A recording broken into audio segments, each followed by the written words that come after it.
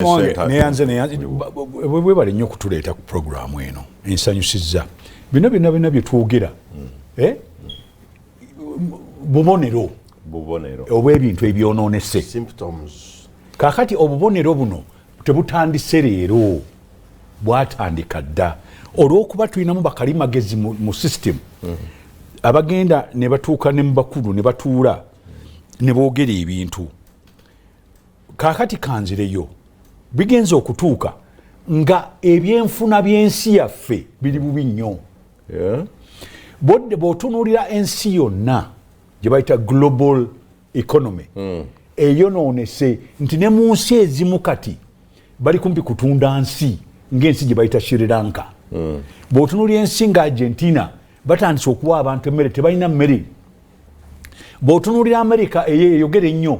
gundi inflation yaabwe eri kumpi 8 ku 10 bw'otunuulira Bungereza abasomesa babadde ku strike nabo nga beekalakaasa bo tebeekalakaasa lwa science nagundi bo beekalakaasa inflation tebakyasobola kubeerawo ku nfuna yaabwe kaakati abantu yonna mu nsi yonna beekalakaasa olw'ebintu ebirinnye ebbeeyi bye batakyasobola kugula kakati nno bw'ova eno y'ensi yonna ssebo tebakugamba nti ekyobutabeera na ssente kiri wano wokka buli wonna weekiri kakati bw'ogatta ebyo n'ogatta ne bano abazze nga bagatta ebyokulimba ne bijja bituuka mu kiseera kino nga tetuli bulungi tuli ffenna owulira kakati n'olyoka ojja n'oserengeta mu Africa kabanne mbabuulire mmwe baganda bange wano twesiimye nnyo nti tuli mu Uganda wano mukyasobola okufuna ku mmere ensi ezimu emmere bagigula kuva wabweru wansi zaabwe era wano bwenjogerera abalya obuwunga bw'eŋŋano abayindi n'abawarabu abasinga olw'okuba nti obuwunga bwali buva mu Ukraine tebakyabufuna batandise okufuna ebizibu kaakati naffe tulinamu obuyisayisa bwe tubali tutandise omupunga tugujja mu nsi z'awabweru n'eŋŋano ebyo ne byeyongera okwonoona economy yaffe ne byongera ne inflation n'egenda waggulu tuli ffenna ssebo kaakati Africa yonna wano bw'otunula mu East Africa bw'otunula inflation buli nsi kumpi zenkanankana abakyasinza okubeera obulungiko be Kenya naye nga ziri endala nazo teziri bulungi nnyo bw'otwala Tanzania bw'otwala Ethiopia eri kumpi ku 15% inflation mpozi abalabi okutangaza mu kapiteni kyagamba inflation ategeeza okunaabuuka kw'essente zaffe kibeera nti okozesa ssente nnyingi okugula ekintu ekitono kaakati bwe nzijja wano ewaffe bino by'owulira beeyi by'ebintu byeyongedde ebiki ebyo birina kubanga musisi ali mu economy avudde mu nsi z'abweru tetumuyinaako buyinza aga amafuta ebyentambula ebyeki eŋŋano ebyo byonna bigenze ne biteeka gundi ebbeeyi y'ebintu n'enaabuuka kaakati bwe tujja wano n'olyoka ate ofuna ebizibu bye tuzze nga tugatta okuva emabega ono omukulu byabadde atubuulira ebiri mu byafaayo gye baatandikira ebintu bino waaliwo abantu baffe abamu abali mu gavumenti abalowooza tusooke tuteeke ssente mu bintu ebimu tuleete abasigansimbi abano bagira bakyalinda bakiyita opportunity cost bw'obeera n'ebintu byagala okukola ogaa kiki kye mbaasooka okukola kakati abantu baffe priority za gavumenti ne basooka baziteeka mu bintu nga infrastructure security politics wa president house state house akati ebyo byonna bo balaba nga ejjo osooka okukola n'olyoka okomawo n'okola bino ebirala bya social services social services omukuluzi agambye by'ebyobulamu n'ebyenjigiriza n'ebyokuyamba abantu abateesobola owulidde akati bw'omala okuddamu ebyo ojja kunzikiriza nga nkubuuzaamu maaso bw'ogamba ku ekyo kyali kikyamu okusooka okukola biri okulowooza ku bino akati waliwo ekintu kye bayita human resource human resource be bantu bojjamu be bantu bokozesa bakuyambe okutambuza ensi akati ate okuddukanya emirimu abantu bomaze okusomesa n'obasomesa ebyokukola bakuyamba economy y'ensi etambula bulungi kakati bw'omala okutuuka awo n'olyoka ogamba nti human resource ne infrastructure nabiki tubitaddeko mu minzaani byenkanankana kubanga oyinza okwagala okukola enguudo si kibi abasiga nsimbi bajje Karamojja bajje gundi batugambye nti waliyo gold ku boda ye Kenya it's fantastic okoze oluguudo olugenzeeyo okoze oluguudo olugenda mu mafuta ebyo byonna birungi by the way they are very good kakati nolyokugamba nti nagenda neneefiiriza abasomesa bange wano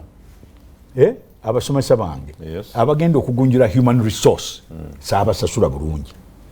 nenjagala okubasasula naye nzize wano nga ngattagatta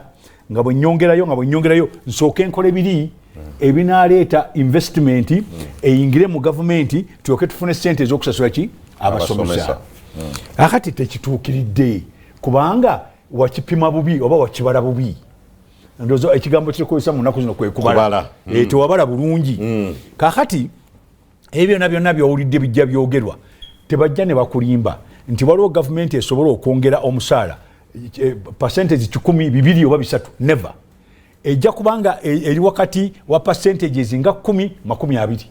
maximum. Honorable Babu, tangaza ku kino bw'ogamba tewaliwo ekyo abasomesa babadde kangeze kankikole round figure nti babadde kakaddekamu aba secondary ne babagamba obuna ate gwe n'ogamba teri yesobola kwongeza 100 200 300 tekijja kusoboka kubanga tebazirina nze njagala kati gobadde ogobala sente wano 48 trillion trillion ana munana gozoina mu nsawo zogenze ng'osonda zebalabaze bagenda okufa ze zosonze ziri 25 zosuubira si zosonze revenue bagisuubira 23 kati jjako 17 ez'ebbanja zogenda okusasula osasigaza mmeka kwa 23 nsigaza mukaaga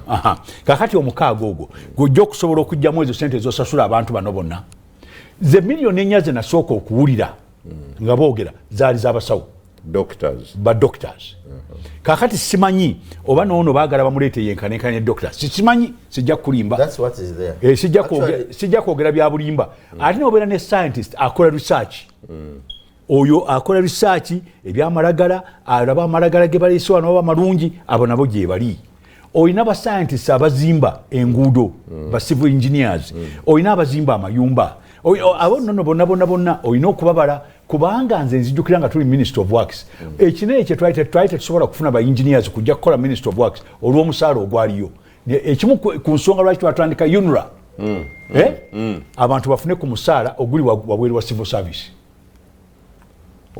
under contracts yes kubanga ba engineers abalungi nga tebajja mu government ba scientists abalungi nga tebajja mu government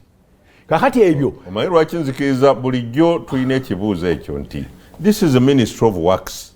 eyina bayinginiya ekola nguudo ate nosaawo parallel authority eri wali ate naye ekola abazita agencies kakati agencies osobola okubeera n'omuntu n'omu w'omusaala n'akola omulimu kakati omutawaana guli bwe guti nti civil service eno lwaki tubajjamu ne tukola agencies tulemeddwa okubateeka ku musaala guli ogwa agency sente ezo tetuzirina akati n'abantu a question comes akibuuzo oli awo yabuuza nti bw'oba toziina zosasula owo mu UNRA ozijjawa zotoyinza kuwa kubanga esente za UNRA ze baba bali mu UNRA zijja ne development gundi teziva ku zino eza consolidated tuli fena sewo ezibera mu development kagira ku project zijja omanyi ebintu bino tulina obya babuugira yangambye nti ezo sente ezaffe ziva Japaani kakati kanzire mu kino mukama wange esente ezisasula omusaala gwa civil service tebazeewola oyina kuzijja ku sente z'okuŋŋaanya oba z'otunzeemu ebintu otunze mwanyi otunze biki n'ogatta zezo biliyoni z'obadde ogamba bwe tumala okutuuka awo ne tulyoka tudda ku kiki ekyonoonese ekyononese mu Lungereza bakiyita mismanagement tukoze bubi tetukoze bulungi nga ba managers abatuufu ekisinga okutuluma mu Uganda wano abantu muyina wano degrees mpitirivu naye tetulina ba managers mwena degree PhD biki mwogera oluzungu terugambika naye okumanaginga okuteteŋŋanya nobanga nga bw'otambuza amakaago tulemeddwa okutambuza gavumenti eyo management era njagala nkibabuulire mwekube ku matu kubanga ne permanent secretary edda yatandikiranga ku DC n'alinnya mu gavumenti nga bagenda bamusomesa zibaranka bagenda bamusomesa in fact eyo gundi management institute yali esomesa ba civil service edda wagitanga IPA Institute of Public Administration. Yes, ate okumanya nti twalina ebintu wano balemenga kubabuzabuza wane nakawa twalinanga abantu abasomesa okukola emirimu n'engalo nga bamakanika bakiba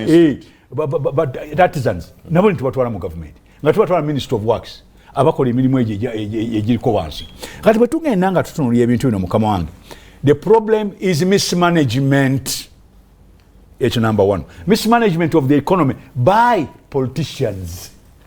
Bannabyabufuzi be badobonkanyiza enzirukanya yeggwanga. Kubanga bajja ne theories ne batandika okunyigiriza bali ba experts. Ababaga nti temukola bwe muti. In fact omu ku ba experts yali asinga okubateeka ku kijinji yali Mutebire. Yes. Era bwe yali mu ministry nga nti wantemujja kuyitawo. Era abantu ababune bamukyawa. Owulidde ne Bank of Uganda eyo gy'owulira bano gye kati gye bagezaako okwonoona nanyiize nnyo bwe nawulidde nti Bank of Uganda bagijjako obuyinza. Anyway, tugende mu maaso. Ekirala tulina okwogera ebintu bino. Omusomesa yenna asaana afuna omusaala. Ekyo living wage. Ekyo sikigaana, nze nkikkiriza bulungi, naye tubeere ab'amazima. Subjects zonna mu Lungereza is an art and a science. Zombi zibeera ne art ne science bitambulira wamu ne subject ne economics is an art and a science. Yes. English can be a science. Ne geography is art and science. Yes. Science tekitegeeza nti kivudde mu ggulu. Mwe kyemugezaako okwogera be bano abakola ebintu by'obulamu ebintu nga biology physics, chemistry, biology. But also biology is an art. And science and physics is an art at a certain level. You've got to have an art. Kakati kankubulire tosobola kuzimba nyumba nga tofunye muntu akuba bifaananyi. Okay. So bwe tubanga tunnyonnyola ebintu bino abantu balime kubuzibwabuziba basomesa bonna benkanankana. Omusomesa asomesa fine art mwe mutera okusekerera yasomesa engoye zino zonna ze twambadde wano. Ayo industrial art. Ate industrial art is a science and an art. Eri ku university asoma art naye ate nga industrial science. Mwali lwaki sekerera mwena mutuswaza abasomesa bonna benkanankana full stop. Saga ate abasomesa kanyimiriro mulekerawo okweyawula mutuswaza mwena muli basomesa bwe nawulira nti mweyawula sigenda kuba supportinga.